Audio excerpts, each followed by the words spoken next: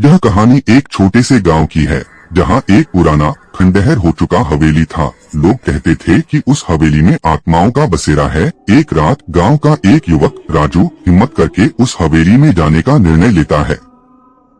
राजू हवेली के अंदर प्रवेश करता है। अंदर घुप अंधेरा था, केवल चांद की धुंधली रोशनी से हल्का उजाला था। हवेली के अंदर हर कदम पर धूल और मकड़ियों के जाले थे। राजू ने देखा कि एक पुराना झूला धीरे धीरे हिल रहा था, जैसे कोई अदृश्य शक्ति उसे चला रही हो।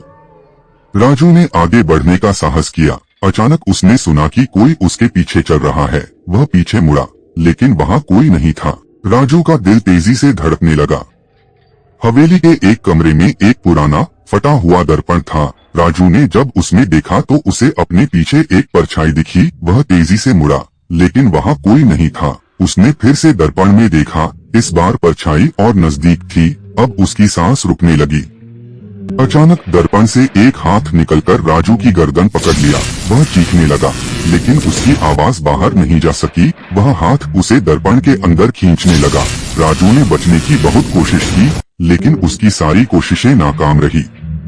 अगली सुबह गांव वाले राजू को ढूंढने निकले, लेकिन उसे कभी नहीं पाया। हवेली के अंदर सिर्फ उसका जूता और दर्पण में उसकी धुंधली छवि दिखाई दी। लोग कहते हैं कि वह हवेली अब एक और आत्मा का बसेरा बन चुकी थी।